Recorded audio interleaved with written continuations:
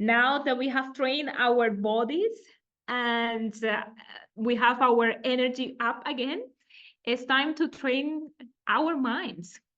I'm excited to introduce you to the Canadian Mental Health Association, or CMHA. With over 65 years of experience, CMHA has been a trusted source of help, support, and advocacy in the area of mental health.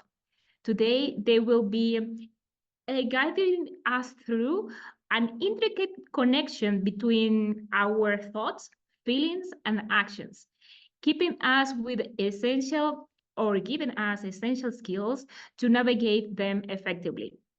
Please welcome to Sarah Pearson, Christine, and Tripti from CMHA.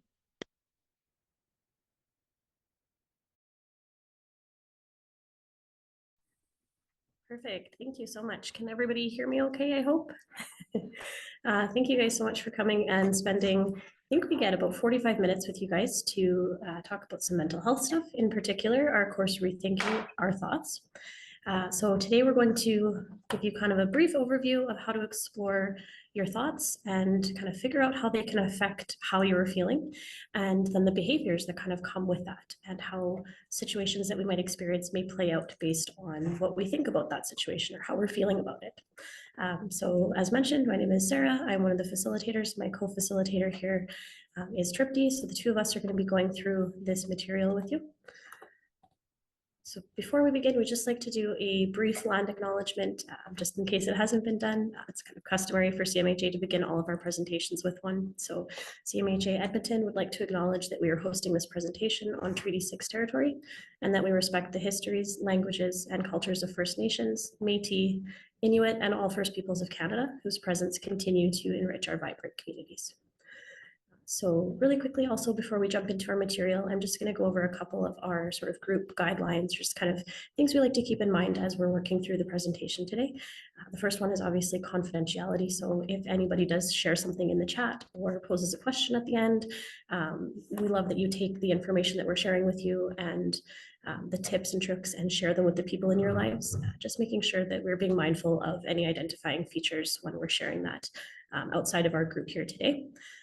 Everyone has the right to pass. So if Tripti and I pose a question, I know we don't necessarily have a lot of time for vocal interaction, but certainly feel free to participate in the chat or at the end with our Q&A, but you don't have to, it's not mandatory. A reminder that it's a judgment-free space, that everyone is kind of on their own place in your journey.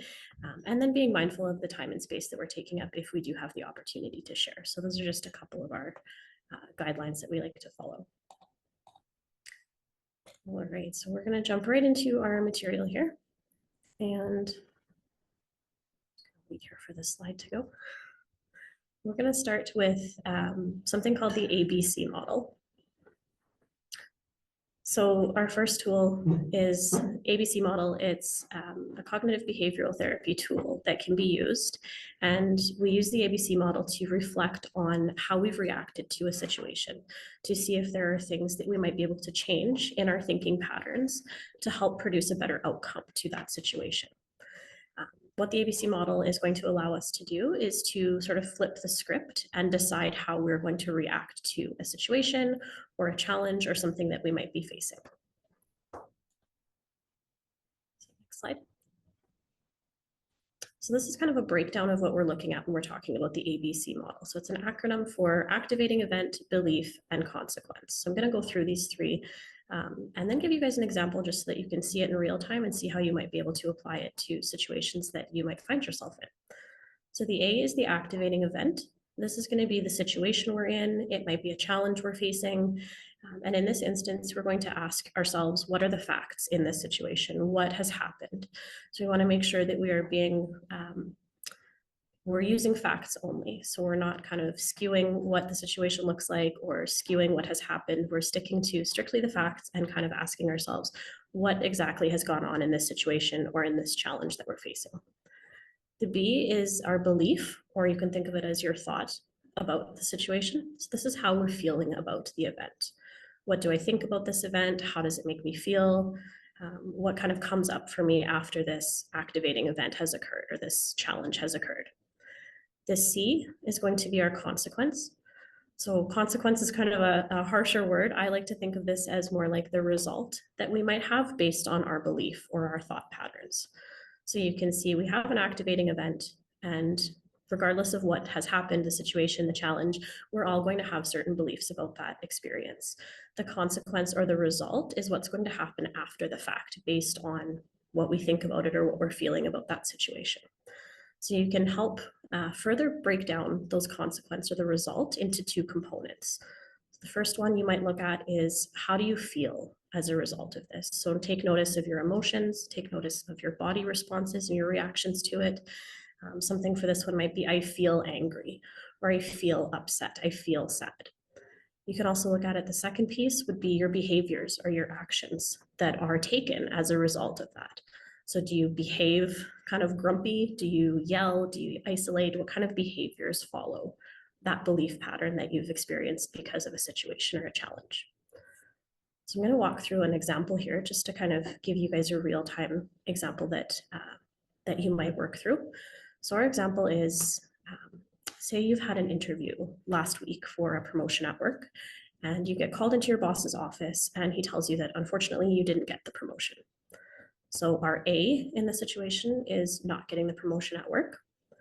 Our B, so our belief, we're going to switch this around a little bit. So our first belief might be, I knew I wasn't going to get this promotion. I don't even know why I bothered to apply for it. That was so stupid. I'm so underqualified for it. I never should have applied in the first place.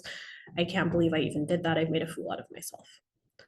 Our C, or our consequence or result, because of that belief that we had, you maybe stop performing well at work. You assume that your boss and the HR team think that you are completely incompetent and you can't do anything right.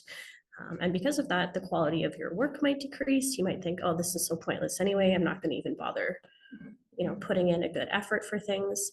And because of that, a consequence might be, your boss has to write you up for something for a completely unrelated matter.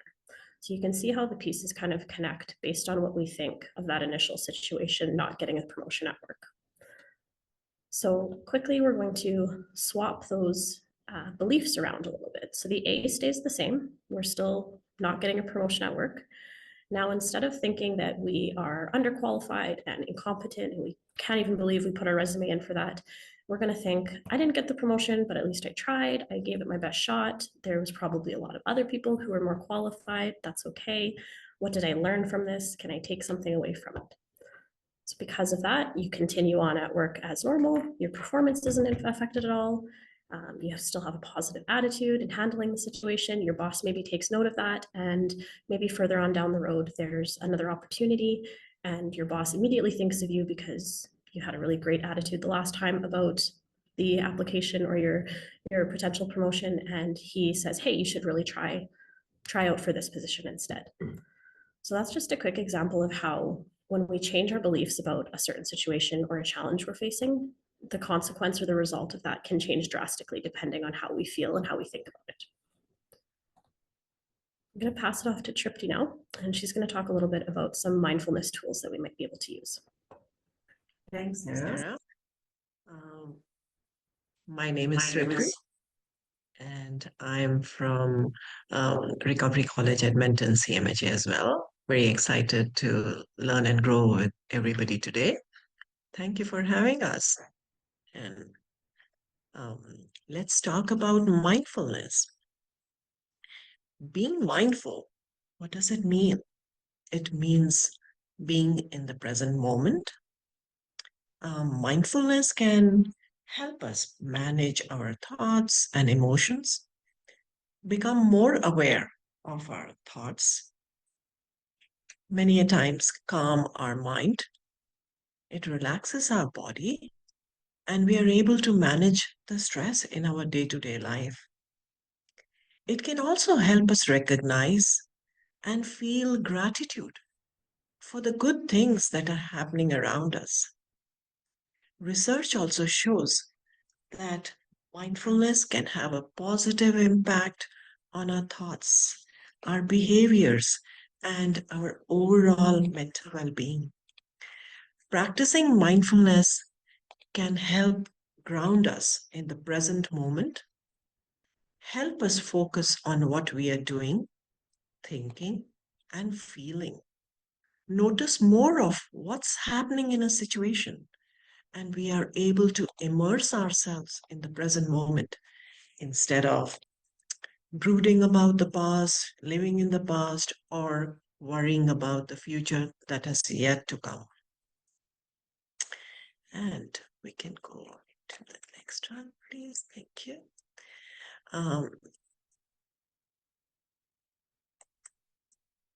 One of the ways to achieve mindfulness is through practicing some grounding exercises. Let's take a minute to work through a grounding exercise that allows us to engage all 5 of our senses. By tapping into our senses, we are allowing ourselves to really be present in the current moment, the present moment. So, what we see, what we feel, what we hear, what we smell, and taste right now. This grounding exercise helps activate our logical thinking brain and encourages us to take note of what is around us. It is an opportunity for our mind and bodies to rest and reset ourselves. We can practice the grounding exercise named 5, 4, 3, 2, 1. Let's do it together as a group if you feel comfortable doing so. And one more thing, while doing the exercise, just notice, how did it feel for you? Was it helpful? Let's start with the preparation steps. Place both feet flat on the floor. Lean back into your chair and make note of the feeling of the chair under you and against your back. Cross your arms over your chest. Gently tap your shoulders, alternating one side at a time. Alternatively, you can place your hands on your thighs. If you are in a public place, and you can tap one leg at a time. Although sometimes you might feel that this is not as effective as the shoulder tapping, this technique can still calm you down. Let's start with the 5, 4, 3, 2, 1. Find 5 things you see in the room. For example, I see my computer, speakers, curtain, picture frame, calendar. Notice 4 things you can feel. For example, my feet on the floor, my feet warm in my socks, the wooden arm of my chair, the cushion I'm sitting on. Listen 3 things you can hear right now. For example, it could be the sound of traffic outside, the sound of typing, or even the sound of your tummy rumbling.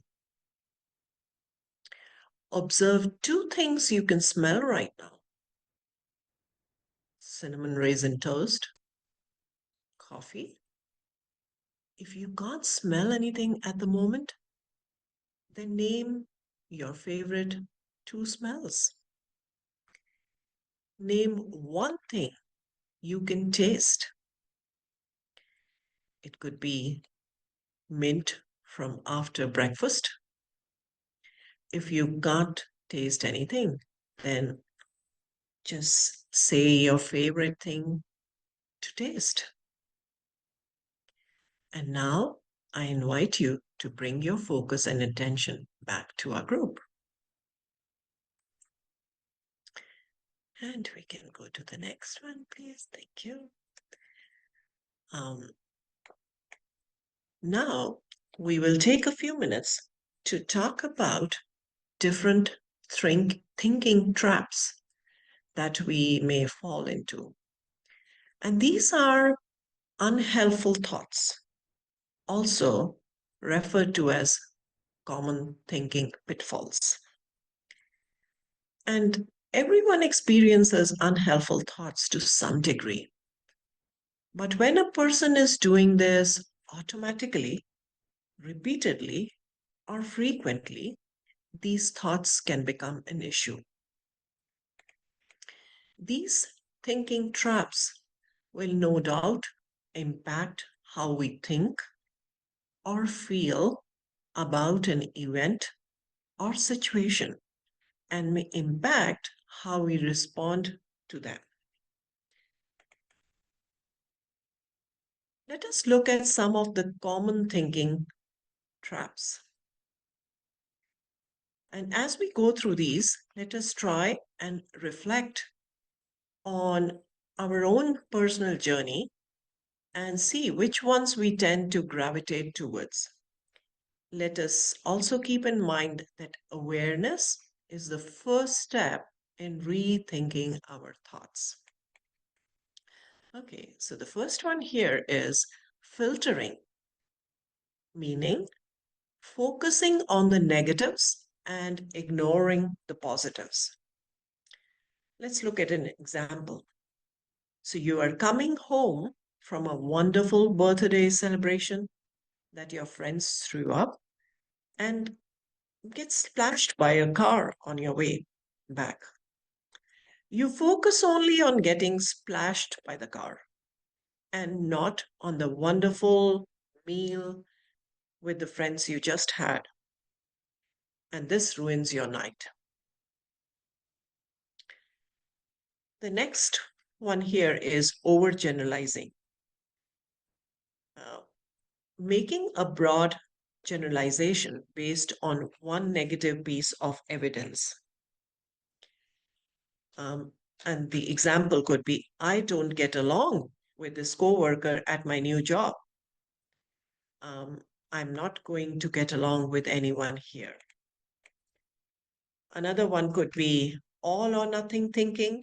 We can call it black and white thinking as well. And the other one is making assumptions, mind reading. There are a few more of the thinking traps, and Sarah will go through them. And I hand it over to you, Sarah.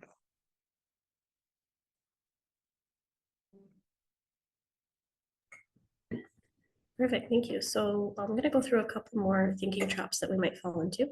The first one is personalizing. So personalizing is going to be assuming that what other people say about you or behave, how the way they behave around us, even when there's no indication that is true and it's fact.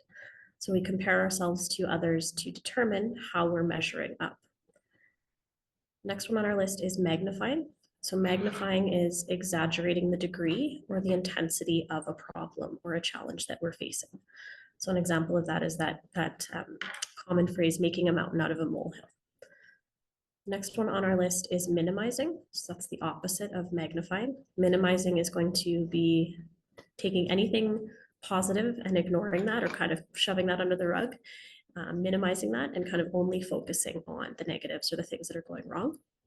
So an example might be downplaying things like your successes, or another example is if someone say hurts your feelings and you say something like, it wasn't that big of a deal. It's not that big of a deal, it's all right.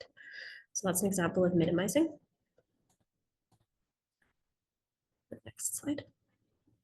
And then these are our last three thinking traps that we might be able to fall into. The first one is catastrophizing. So assuming that a disaster, worst case scenario is going to happen. An example might be if you have a friend that's late for dinner and they haven't called you, you automatically think that like they've been in an awful car accident and your brain immediately goes to worst case scenario. That's catastrophizing. The second one on our list is the shoulds. So a list of rules around how we think we should behave or how others expect us to behave or act. And when those rules are broken or when they're not met, we don't stand up to that, we experience negative feelings that might come along with that. So that's when you say, I should be at this stage of my life. I should have handled this stressor better. I should have said that. And the last one on our list here is emotional reasoning. So emotional reasoning is connecting your view or your belief about a thought or a situation that you're having, and connecting that to how you're currently feeling. So a couple of examples might be, I feel anxious, so I must be in danger, or something must be wrong. I feel hopeless, so there must be nothing I can do in this situation to make it any better. So a couple examples of our last thinking traps. So just as we work through the material, just kind of keep in mind those thinking traps and see maybe which one you gravitate towards. And then Tripti's going to go over the 4 C's. So maybe something we can do to try to come out of those thinking traps.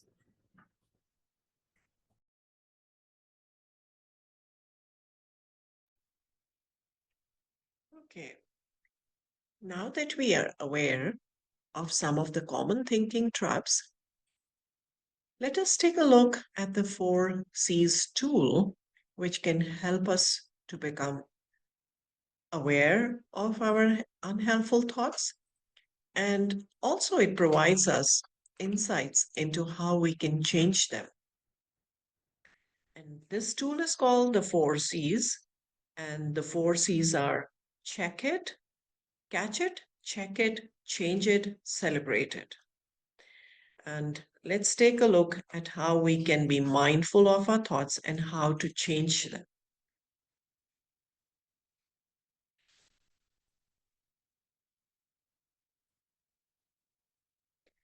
So, the first step here for this tool is catch it.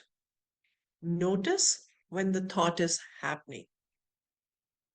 Catch when you start to have negative thoughts. Catch when you are falling into one of the previously mentioned thinking traps that we just talked about. Simply catch and notice the thoughts. Step 2 is check it. Check the thought and test its accuracy by asking ourselves a couple questions. Would other people that care about me say that to me? Does the thought hold any validity whatsoever? Is it based on any reality? Is the thought helpful to me? Does the thought match the facts? And the third C is change it. Change the thought to a more accurate one. Change it to a neutral or positive statement if possible. Even if you can change the thought to a neutral, that is okay too. Let's look at an example. Instead of saying, I am terrible at making small talks when I meet someone for the first time, change the thought to, I struggle making small talks when I meet someone for the first time. And that's okay. Why? Because it's great. You are aware of this and you're working on this. And most importantly comes our 4th C, that is celebrate it, which we at times forget. Commend yourself for doing the work.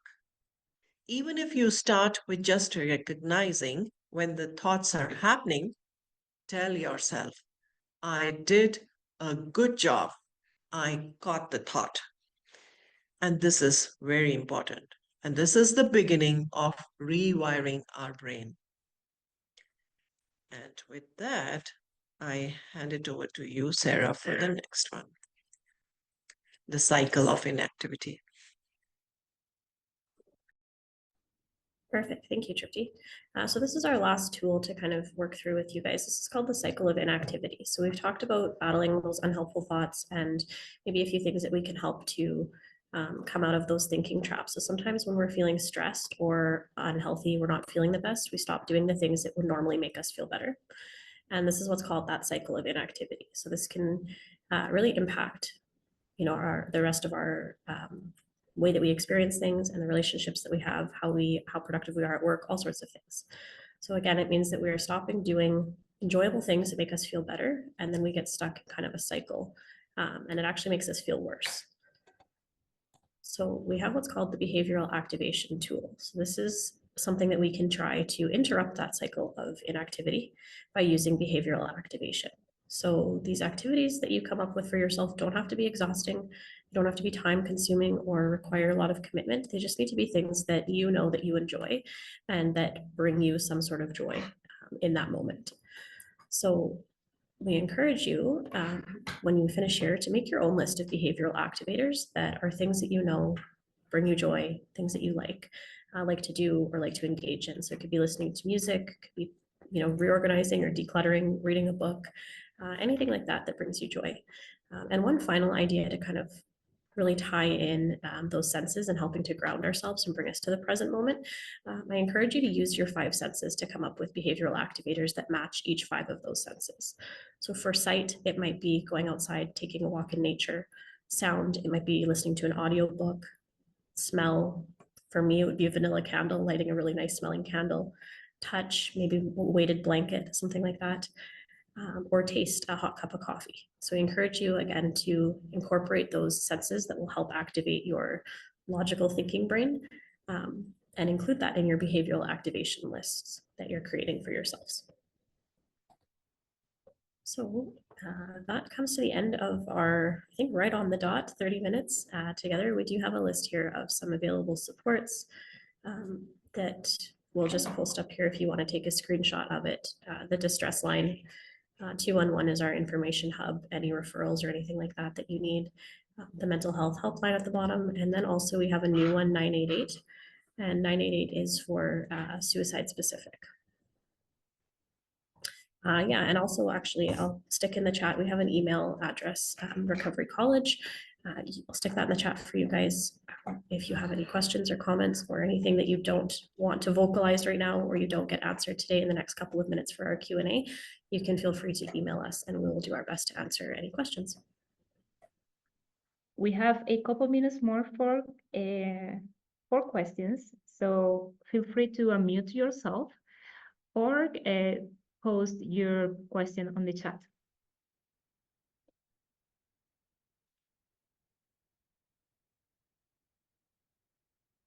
All right, Olivia says the grounding exercises were a really great reminder.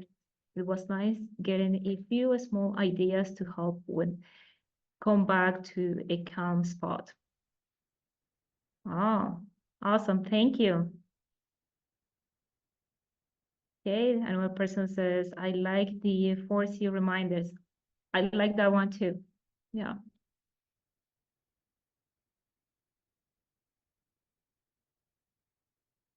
All right, we have a question here for Cmha.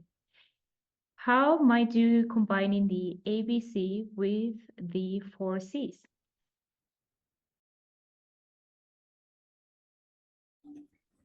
Yeah, so I think when you look at the ABCs, you can connect them, or I shouldn't say easily, it does take practice. Retraining the way that we think and our thought patterns does take practice. So it's not something that comes naturally to most people.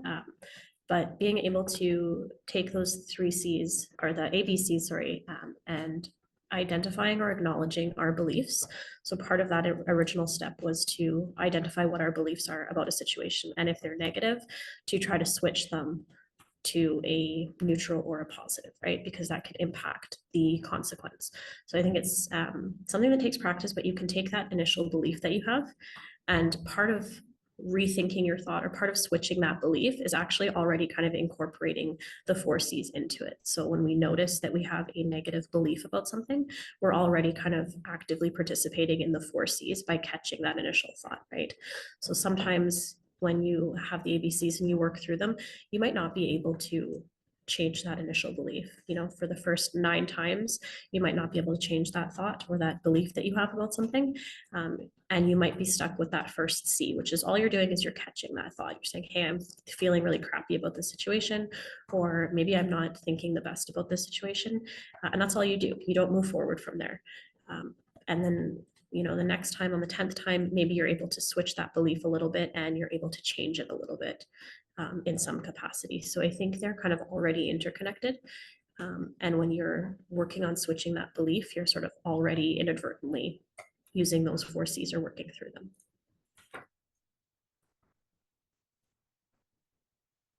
There's a lot in the chat here, so I'm just going to read through here quickly to see if there's any other questions.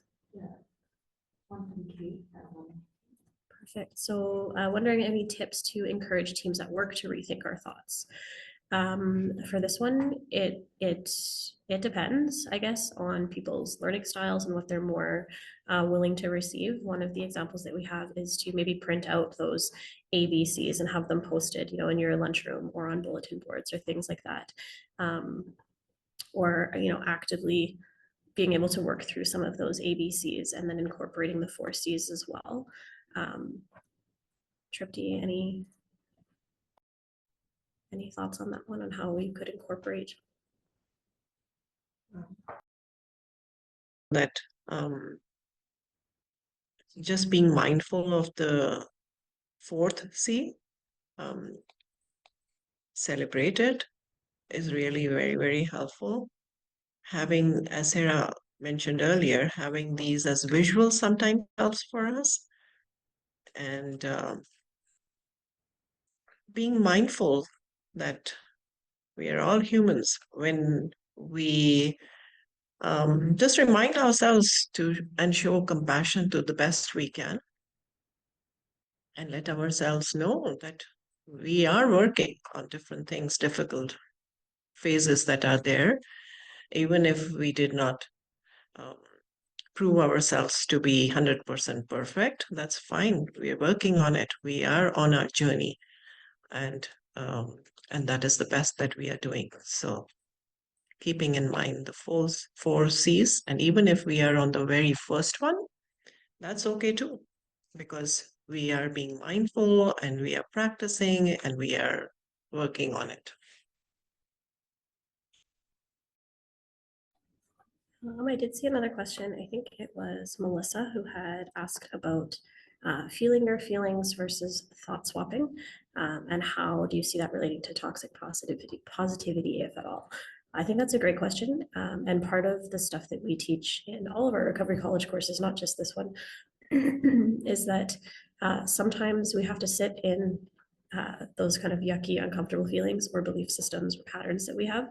And that's okay, right? So sometimes, like I mentioned, when we have our ABC, we're not necessarily able to change that belief right away. It might take us 10 tries to change it. And then on the 11th, we might not even be able to change it to a positive at all. We maybe might just change it to a neutral or something that's kind of, more in the middle, right? So we encourage you, or Recovery College, we encourage you to kind of figure that out. And it's not an easy thing to do, but you can certainly explore that for yourself personally and what that looks like for you in terms of like working through your negative thoughts and wanting to be able to switch those negative thoughts, or wanting to pull yourself out of thinking traps versus that sort of idea of toxic positivity where like you swing the pendulum all the way to the other side and you're thinking everything is great and everything has to be wonderful and sunshine and rainbows, because that's not accurate and it's not realistic for most people, right? So we certainly encourage people to give some of these tools a try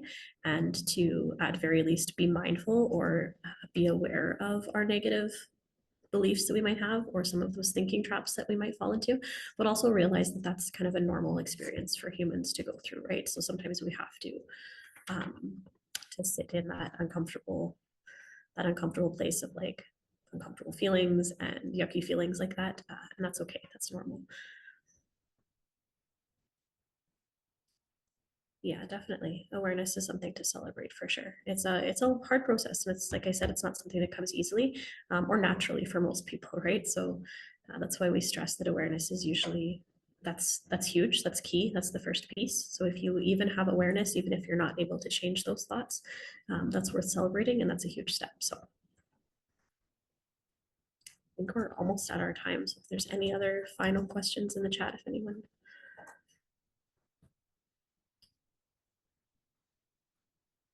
Thank you so much. If we don't have any more questions, let's give applause and thank you to Cmha.